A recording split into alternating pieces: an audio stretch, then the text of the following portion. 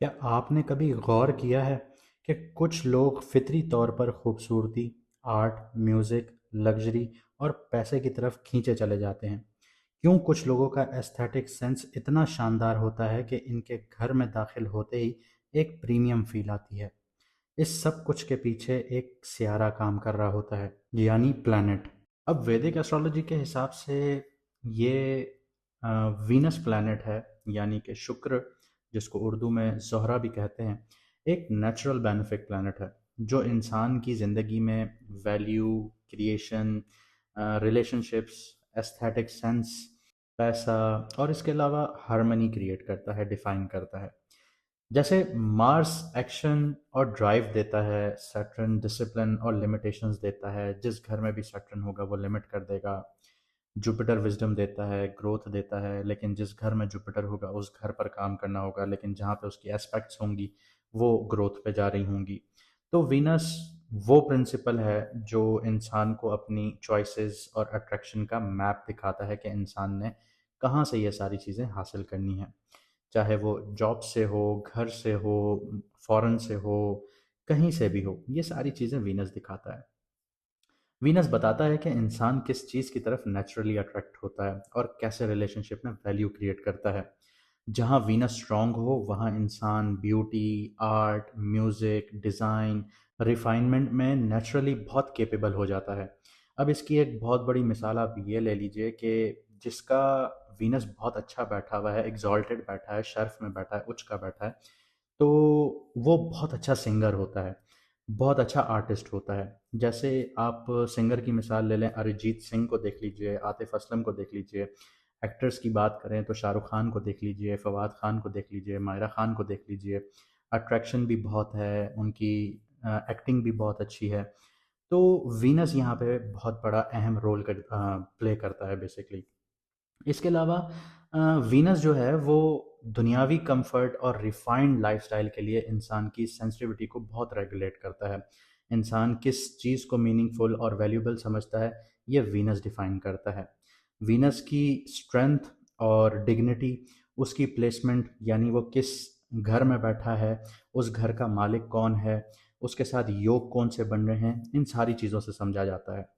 और जब वीनस शर्फ में हो, एग्जॉल्टेड हो, यानी पाइसेस में जैसे पिछले महीने रहा, अपनी हाईएस्ट पोटेंशियल को रिफ्लेक्ट करता है। लेकिन पाइसेस में रहने के साथ इधर सैटर्न और सन बैठे हुए थे, तो यहाँ पे वीनस अपनी पोटेंशियल को रिफ्लेक्ट नहीं कर पाया। और जब वीनस डेबिलिटेटेड होता है, यानी नीच का होता है, या ये कह लें कि कमज़ोर होता है, तो रिस्ट्रिक्ट कर देता है, बहुत सारे लेसन्स लेके आता है। ऐसे लोगों के रिलेशनशिप्स नहीं चलते, टूट जाते हैं, उनसे बहुत कुछ सीखने को मिलता है। यानी ज़रूरी नहीं है कि आपका रिलेशनशिप टूट गया तो ज़िंदगी ख़त्म हो गई, इंसान को समझ आती है कि लोग किस तरह एक्ट करते हैं। तो यहाँ पे वीनस ये सारी चीज़ें देता है। पैसे का कनेक्शन भी वीनस से है। वीनस सिर्फ रोमांस का प्लैनेट नहीं है, ये वैल्यू क्रिएशन और अट्रैक्शन का एक तरह से इंजन है। जहाँ वीनस एक्टिव हो और स्ट्रांग हो वहाँ इंसान नेचुरली बहुत स्किल्स और क्रिएटिविटी से इनकम जनरेट कर रहा होता है। वीनस की वैल्यू वर्ल्ड डिमांड के साथ अलाइन होती है।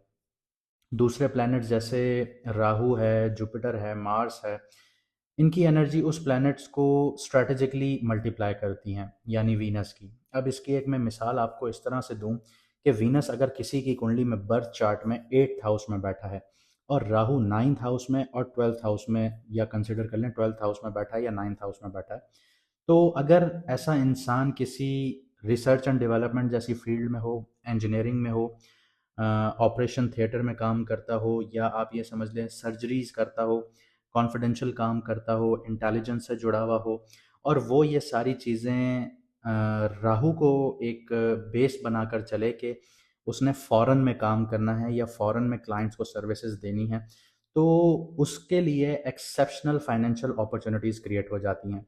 ये लॉजिक रिपीटेबल पैटर्न होता है बेसिकली। और इसके अलावा जब वीनस बहुत ज़्यादा स्ट्रांग होता है तो आपने ऐसे इंसान देखे होंगे कि जिनका कॉम्प्लेक्शन बहुत ही एवरेज होता है, लेकिन उनके जो फीचर्स होते हैं फेस के, वो इतने अट्रैक्टिव होते हैं कि इंसान दोबारा मुड़ के ज़रूर देखता है।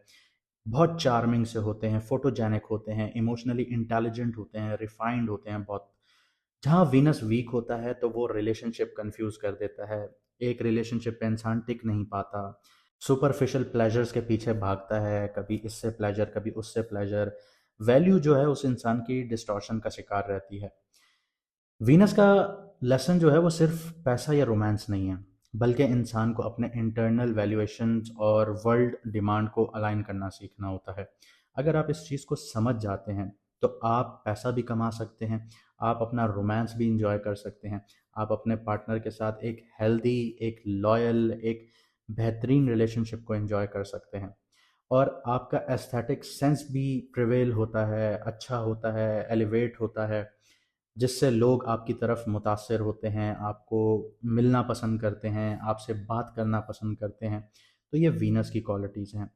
और अगर आप लोग ये समझना चाहते हैं कि आपके बर्थ चार्ट में वीनस कहाँ बैठा है और आप उसको अलाइन कैसे कर सकते हैं, और कौन सा ऐसा काम आप चुनें कि जिससे आपको पैसा आए या आपका करियर में ग्रोथ हो या आपकी लाइफ बेहतरी की तरफ जाए, तो अभी व्हाट्सएप का नंबर आपकी स्क्रीन पर आ रहा होगा, मैसेज करके आप अपना अपॉइंटमेंट बुक करवा सकते हैं। यहाँ पर जिन लोगों को अपना मून साइन नहीं पता, और मून साइन से ही रीडिंग आपको एक्यूरेट मिलेगी, तो मून साइन नहीं पता तो कमेंट सेक्शन में अपनी ओरिजिनल डेट ऑफ बर्थ लिखिए, आपको आपका मून साइन बता दिया जाएगा। और अगर आप लोगों ने अभी तक सब्सक्राइब नहीं किया तो सब्सक्राइब ज़रूर कीजिए, क्योंकि जब हम लाइव आएंगे, आपसे बात करेंगे, आपकी कुंडलियाँ देखेंगे, तो आप कमेंट नहीं कर पाएंगे। तो कमेंट करने के लिए आपको सब्सक्राइब करना पड़ेगा। अब शुरू करते हैं कि वीनस आपके कौन से घर में आया है और आपको क्या देने जा रहा है। तो अगर आपका मून साइन या लगना जो है वो लियो है, यानी सिंह राशि, यानी कि बुर्ज असद, तो वीनस जो है वो आपके नाइन्थ और थर्ड हाउस के एक्सेस को एक्टिवेट कर रहा है। यानी जो लोग हायर एजुकेशन लेना चाहते हैं, कुछ सीखना चाहते हैं, स्किल्स को इम्प्रूव करना चाहते हैं, लॉन्ग डिस्टेंस ट्रैवल्स करना चाहते हैं, स्पिरिचुअलिटी में आना चाहते हैं या स्पिरिचुअलिटी से बहुत कुछ सीखना चाहते हैं, अपनी उनकी जो किस्मत है वो एक्टिवेट हो जाती है, उनके फादर, मेंटोर्स, गुरु, ये एक्टिवेट हो जाते हैं। लेकिन साथ ही साथ आपकी कम्युनिकेशंस, आपके बहन भाई, आपके शॉर्ट ट्रैवल्स, आपकी हिम्मत, आपकी डेली के इंटरेक्शंस और आपके नए नेटवर्क्स जो हैं ये सारे एक्टिवेट हो जाते हैं। तो लॉन्ग टर्म प्रोजेक्ट्स, लर्निंग और मेंटोरशिप, इनमें आपको अब सपोर्ट मिलेगी। आपका जो लक है वो भी आपको यहाँ पे सपोर्ट करेगा। हायर एजुकेशन हो गई, प्रोफेशनल ट्रेनिंग या फॉरेन रिलेटेड काम हो गया, उसमें लक आपका बहुत साथ देगी, स्मूथ प्रोग्रेस भी देखने को मिलेगी। आपके मेंटोर्स हो गए, आपके सीनियर्स हो गए, फादरली फिगर्स हो गए, फादर हो गए और सीनियर्स हो गए, इन्फ्लुएंशियल कॉन्टैक्ट्स हो गए आप लोगों के, उनसे भी अपॉर्चुनिटीज़ मिलेगी, गाइडेंस मिलेगी। लक यहाँ पे भी साथ देगा और लक आपको यहाँ पे भी साथ देगा कि अगर आप अपने नेटवर्क्स स्ट्रॉन्ग करना चाहते हैं अपने करियर को एलिवेट करने के लिए। तो लियो वालों, बेशक आप लोग ढैया में हैं, लेकिन ढैया का मतलब ये नहीं होता कि आपके लिए सिर्फ परेशानियां हैं। आपको विंडो मिलती रहती है कि आपने अपॉर्चुनिटीज़ कहाँ से हासिल करनी है। बस फ़र्क इतना होता है कि आपने समझना है कि फ़र्क आपने कहाँ से, सॉरी, अपॉर्चुनिटीज़ हासिल करनी है। तो करियर और पर्सनल ग्रोथ में विजडम और आपकी जो टैक्टफुल अप्रोच है, उनसे ही आपको फ़ायदा मिलेगा। इम्पल्सिव डिसीजंस नहीं लीजिएगा। ईगोस जो हैं वो आपको अवॉइड करने चाहिए, वरना वो क्लैशेस करेंगे।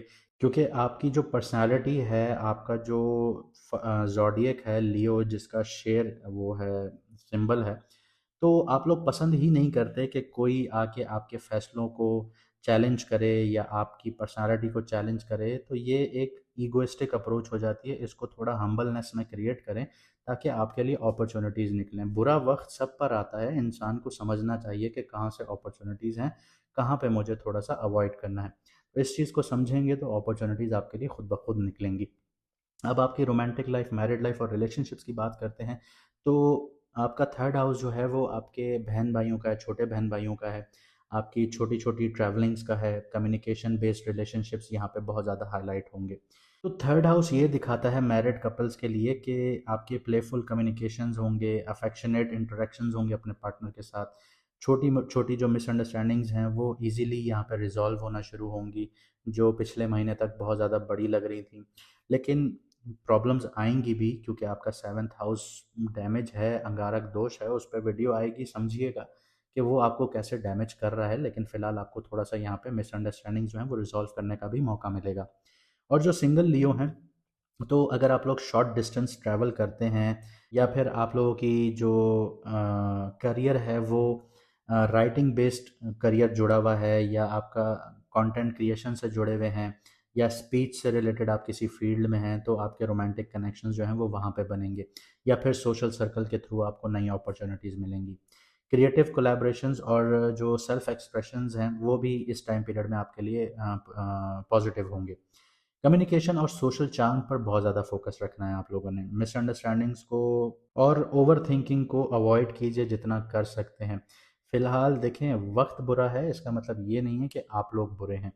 वक्त बुरा है, वक्त के साथ अलाइन होना सीखिए और इसमें अपने स्किल्स को इम्प्रूव कीजिए, क्योंकि नाइन्थ हाउस और थर्ड हाउस ये आपके स्किल्स को इम्प्रूव भी करता है। तो जो लोग इस चीज़ को समझेंगे वो अपनी लॉन्ग टर्म जो ग्रोथ है उसके ऊपर एक मोहर लगा देंगे कि हमने अब आगे बढ़ना है, और वो मोहर इस तरह की होगी कि आप जब अगले 1 साल बाद अपने आप को देखेंगे, 2 साल बाद अपने आप को देखेंगे, तो आपको याद आएगा कि सितारों के सफ़र पे हमें बताया गया था कि अगर हम अपनी स्किल्स को बेहतर करेंगे तो हम आगे बढ़ेंगे। तो फिर आप इस चीज़ को ज़रूर याद करेंगे। यहाँ पे जो डेवलपमेंट की आप लोगों को ज़रूरत है वो आपकी कम्युनिकेशन स्किल्स हो गई, आपका चार्म हो गया। ये अगर आप इम्प्रूव करेंगे तो लोगों के अंदर क्यूरियोसिटी डेवलप होगी, वो आपसे और ज़्यादा सीखना भी चाहेंगे, आपके करियर को अपलिफ्ट करने में मदद भी करेंगे, क्योंकि नाइन्थ हाउस आपके लक का घर है और आपको लक यहाँ पे सपोर्ट करेगा। तो अपने अंदर एक विजडम क्रिएट कीजिए ताकि जो आपको देखने वाला हो, समझने वाला हो, सुनने वाला हो, वो आपसे मुतासिर हो और आपके लिए रास्ते खुलना शुरू हों। यहाँ पे वीनस आपके लिए बहुत पॉजिटिवली काम कर सकता है, बस आपको उससे काम लेना आना चाहिए। अब हेल्थ जो है, आपका थर्ड हाउस है, यानी शॉर्ट ट्रेवल्स एक्टिवेट हो रहे हैं, डेली इंटरेक्शंस एक्टिवेट हो रही हैं, कम्युनिकेशन एक्टिवेट हो रही है। तो एनर्जी और स्टेमिना आपका मेंटेन करना बहुत ज़रूरी होगा, क्योंकि इन चीज़ों में स्टेमिना बहुत लगता है, एनर्जी बहुत लगती है। अगर आपके पास नहीं है तो आपको अब ये करना होगा। स्ट्रेस या फिर ट्रैवल रिलेटेड फटीग्स जो हैं ये देखने को मिल सकती हैं। इसके अलावा आपका पोस्चर ख़राब हो सकता है, क्योंकि थर्ड हाउस जो है वो शोल्डर और आर्म है, तो ये है आपके शोल्डर पर इम्पैक्ट डाल सकता है, लेकिन आपको थोड़ा सा यहाँ पे ध्यान देना होगा। हल्की फुल्की एक्सरसाइजेस कीजिए, अपने पोस्चर को मेंटेन कीजिए, अपनी एनर्जी और कम्युनिकेशन स्टाइल को बैलेंस करें, और जैसे मैंने वीडियो के आपके शुरू में बताया कि अपनी अपीयरेंस को और ज़्यादा बेहतरीन बनाएं। तो अगर आप लोग यहाँ तक आ गए हैं तो उम्मीद करता हूँ कि आप चैनल को सब्सक्राइब करेंगे, वीडियो को लाइक करेंगे, कमेंट सेक्शन में अपनी राय ज़रूर देंगे। हमारी दुआएं हैं कि अल्लाह पाक आपकी ज़िंदगी को बेहतरीन से बेहतरीन बनाए। मुझे दीजिए यहाँ से इजाज़त, मिलते हैं अगली वीडियो में सितारों के सफ़र पर।